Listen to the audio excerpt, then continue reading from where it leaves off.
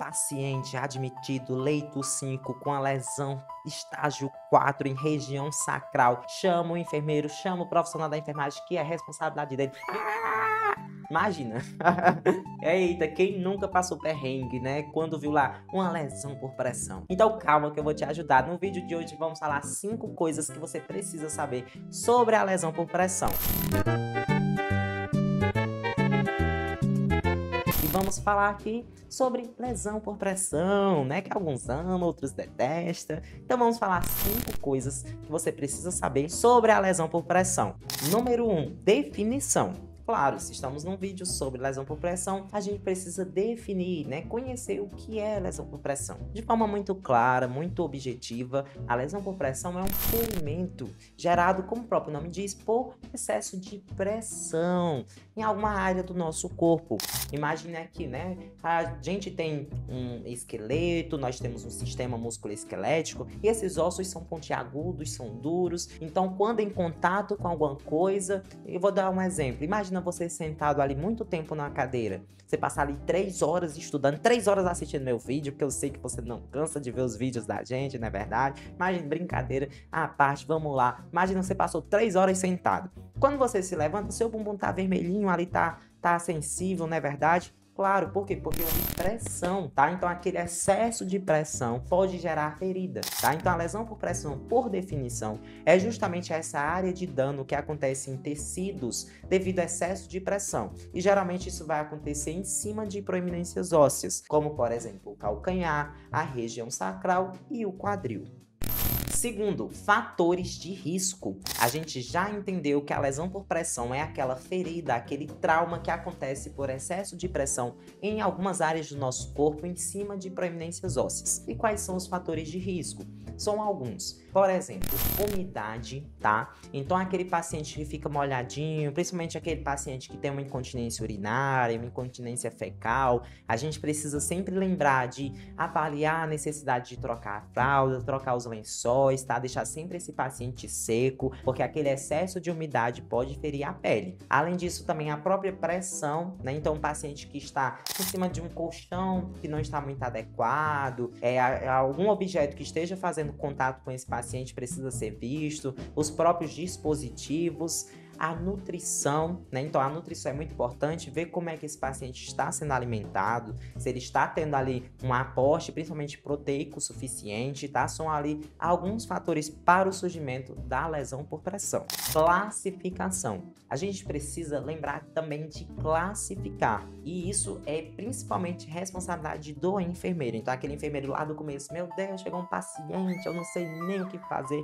eu já vou te ajudar. Olha só como é que a gente classifica a lesão por pressão, é muito simples, é só lembrar que são 4 estágios. No estágio 1, a gente tem um eritema que não embranquece. Então lembra que eu falei do bumbum vermelho, né? Você sentou, ficou com o bumbum ali vermelho. Então é mais ou menos o que acontece na lesão por pressão em estágio 1. A diferença é que quando você se levanta, aquele vermelhidão, ou seja, aquele eritema, ele sai. Então a pele fica branquinha, ela volta à cor normal de novo. Já na lesão por pressão isso não acontece. A gente tem um eritema que mesmo mudando o paciente de posição, ele continua ali. No estágio 2, nós temos uma perda parcial de pele, tá? Então a gente já tem uma ferida ali superficial, não temos apenas uma vermelhidão, já temos um ferimento de fato, porém ele é superficial e às vezes surge em forma de bolha. No estágio 3, nós temos uma perca total de pele. Então a área toda já foi lesionada, então toda a pele foi rompida, não foi apenas a parte superficial, na verdade os tecidos também foram lesionados, porém nós não temos ainda visualização de ossos e nem de outros tecidos nobres. No estágio 4 é o estágio mais avançado. Ali a gente já teve perda total de pele e temos a exposição de alguns tecidos nobres, como por exemplo os ossos, os tendões e os músculos. Quarto, prevenção. Você já está entendendo, né, sobre a lesão por pressão, né, que é esse ferimento que surge muitas vezes no paciente que está ali acamado, que está imobilizado por excesso de pressão, umidade, nutrição, e aí surge geralmente nessas áreas ósseas. Então como é que a gente vai pensar em prevenir?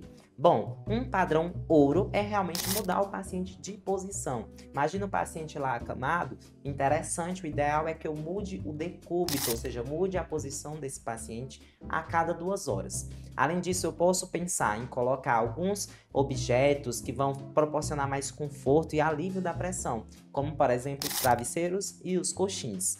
Posso pensar também em alguns curativos protetores, preventivos e pensar em colocar esse paciente num colchão específico. Um colchão ali que alguns chamam de colchão pneumático, que é um colchão que consegue distribuir melhor a pressão desse paciente para que ele não seja lesionado. Quinto, tratamento. Então a gente já entendeu o que é a lesão por pressão, a gente já sabe como prevenir, precisamos pensar também como é que a gente trata, né? Haja vista que eu estou com o paciente, lembra daquele caso lá no começo? Paciente admitido, leito 5, lesão por pressão estágio 4, em região sacral, chama o enfermeiro. E agora, como é que trata? Como é que eu resolvo isso?